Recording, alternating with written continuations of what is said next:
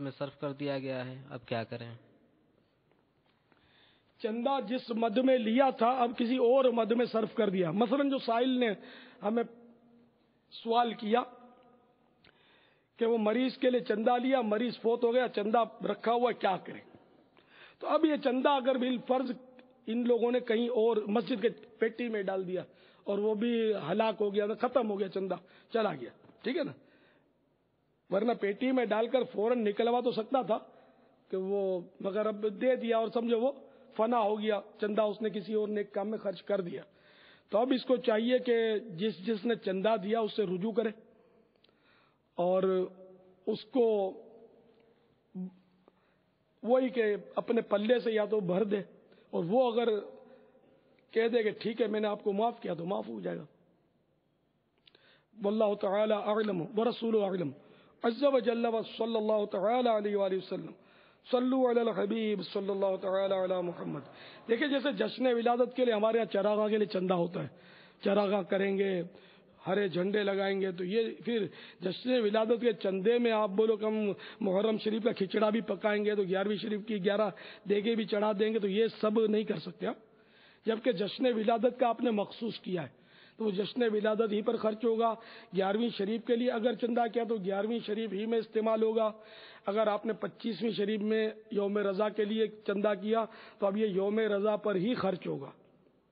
تو جس مد میں جس عنوان پر نے جو کام بتا کر جس سے چندہ لیا نا، اب اسی کام میں وہ استعمال کرنا ہوگا. اس کے علاوہ اگر کریں گے تو تاوان دینا ہوگا. یہی کہ مطلب جتنی رقم خرچ کر دی اس کو پہنچانی ہوگی یا اس سے وہ معاف کر دے. واللہ تعالی اعلم ورسولہ اعلم عز وجل وصلی اللہ تعالی علیہ وآلہ وسلم. صلو علی الحبیب صلی اللہ تعالی علیہ. ریکارڈڈ کالز بھی ہیں پاپا کافی. میرا سوال یہ کہ بچوں کو جو فقیر بناتے ہیں یہ کیسا فقیر بنانا کیسا بچوں کو 7 محرم کو 8 محرم کو؟ یہاں آج کل وہ بناتے ہیں، وہ کوئی سبز کپڑا اس میں باندھتے ہیں، وہ فقیر بنا کر وہ جھولی سا بناتے ہیں، اور بچہ جو ہے یہ ان 10 دنوں میں مانگ کر کھاتا ہے، وہ گھر کا نہیں کھاتا. ہاں ہمارے اماموں کا فقیر، وہ بیڑیاں باندھتے اور بہت کچھ کرتے ہیں.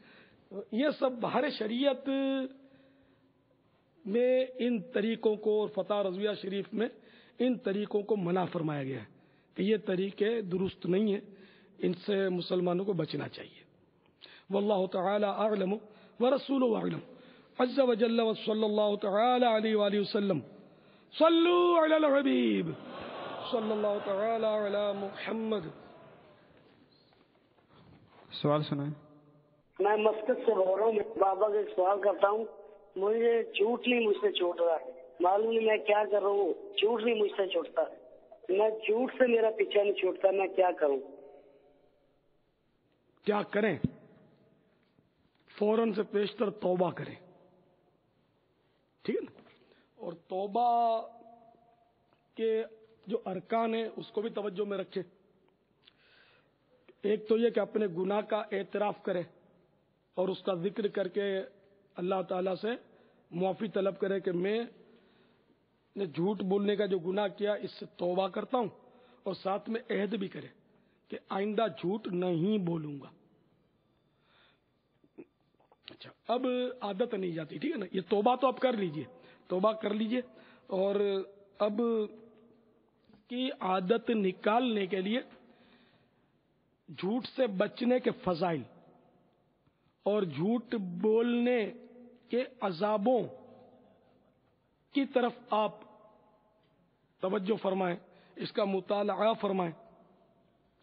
بہار شریعت کے 16ویں حصے میں جھوٹ بولنے کے گناہ کے تعلق سے روایتیں موجود ہیں، اور سچ بولنے کے فضائل بھی موجود ہیں. اور دنیاوی اعتبار سے بھی جھوٹ جو بولتا ہے نا اس کا اعتبار اٹھ جاتا ہے، یہ نفع نہیں ہوتا اس کو. دنیا میں اگر 2-4 روپے اگر کما لیے جھوٹ بول کے، کاروبار میں جھوٹ بولتے ہیں، کما لیے، ٹھیک ہے کما لیے، لیکن وہ یا تو چوری ہو جائے گا یا کوئی جیب کاٹ جائے گا یا ڈاکٹر صاحب لے جائیں گے، مطلب بیماریوں میں سمجھو ہو سکتا ہے خرچ ہو جائے. تو دنیا میں بھی اس سے برکت نہیں ہے، اس میں بے برکت ہے. بھلے لاکھوں کروڑوں روپے جھوٹ بول کے کسی نے پا لیے، اس میں برکت نہیں ہے، سکون قلب نہیں ہے. جیسے اب ساحل نے بھی کہا یہ بیچارے چھوڑنا چاہتے ہیں، ان کو سکون نہیں ہے، اس کو دلی اطمینان نہیں ہے. تو یہ جھوٹ قابل ترک ہے، اس کو چھوڑنا ہی چاہیے اور اس سے بچنا ہی چاہیے، ورنہ وہ حدیثوں میں اس کی بڑی وعید ہیں کہ جب بندہ یعنی جھوٹ بولتا ہے نا تو اس کے منہ سے بدبو نکلتی ہے. بدبو مجھے اور آپ کو نہیں آئے گی مگر بدبو نکلتی ہے، اور یہ بدبو اتنی خطرناک ہوتی ہے کہ جو بندے کا گندا فضلہ ہوتا ہے نا وہ تو اس کے سامنے کچھ بھی نہیں. بہت سخت بدبو ہوتی ہے اس میں.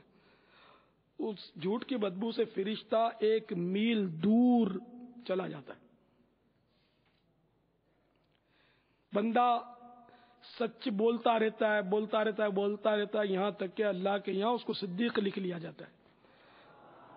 بندہ ایک حدیث شریف میں ساتھ میں یہ بھی ہے کہ بعض یعنی بندہ جھوٹ بولتا رہتا ہے، بولتا رہتا ہے، جھوٹ بولتا رہتا ہے، بولتا رہتا ہے، یہاں تک کہ اللہ کے یہاں وہ کذاب لکھ دیا جاتا ہے، یعنی سخت ترین جھوٹا.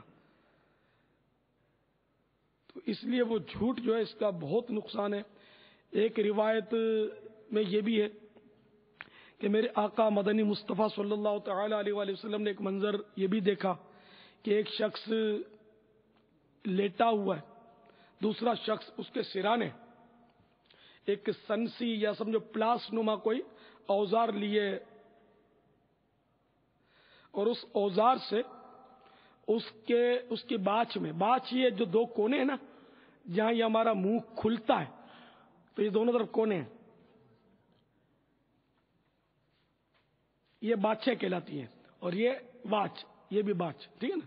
تو وہ سنسی یا پلاس نما اوزار جو ہے وہ شخص جو ہے اس لیٹے ہوئے شخص کی باچھ میں داخل کر کے اس کو چیرتا ہے، اور چیرتا ہوا گدی، گردن کے پچھلے حصے کو گدی بولتے ہیں، تو گدی تک لے جاتا ہے. تو یہ چیرنے کے بعد دوسری طرف آتا ہے جو ابھی باچھ کو نہیں چیرا گیا، اب اس باچھ میں یہ ڈالتا ہے اور اس کو چیر کر اسی طرح گدی پھاڑتا ہوا کاٹتا ہوا گدی تک لے جاتا ہے. پھر یہ پہلی طرف آتا ہے جہاں سے اس نے چیرا تھا، تو وہ زخم جو اس کا بھر چکا ہوتا ہے، وہ گال درست ہو گیا ہے، پھر ادھر باچھ گھونپتا ہے اور پھر یہ چیرتا ہے. تو اس طرح چیر پھاڑ کا سلسلہ ہوتا ہے.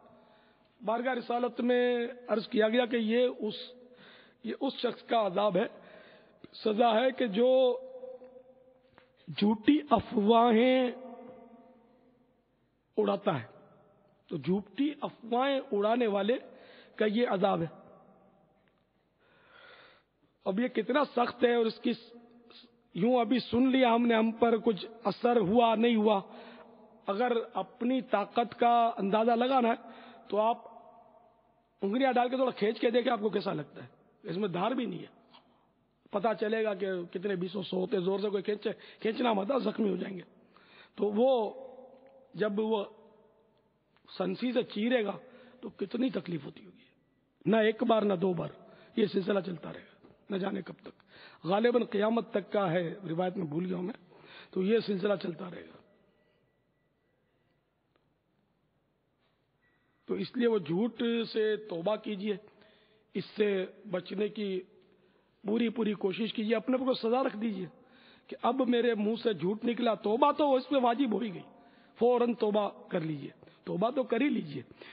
مزید اپنی سزا کہ میں اب کہ میں جھوٹ بولوں گا نا تو مثلا میں 10 روپے مسجد کے چندے میں دے دوں گا، دوبارہ جھوٹ بولوں گا تو 12 روپے مدرسے کے چندے میں دے دوں گا، پھر بھی میں نے جھوٹ بولا تو اب کی بار میں 25 روپے چندہ دوں گا. اس طرح کا کوئی جو آپ افورڈ کر سکتے ہیں اس طرح کی سزا دیں. یا میں 100 مرتبہ درود شریف پڑھوں گا، اب جھوٹ نکل گیا تو توبہ کے بعد، تو توبہ تو اب کروڑ بار بھی درود شریف پڑھو تو وہ جھوٹ کے لیے جو توبہ واجب ہوئی اس کے قائم مقام نہیں ہوگا. اللہ کی اپنی رحمت سے بے حساب بخش دے، وہ اس کا کرم ہے. لیکن یہ جو شرعی حکم یہی ہے کہ اس پر توبہ واجب ہو جائے گی. جس میں جھوٹ بولا جاتا ہے. اس لیے جھوٹ جو ہے یہ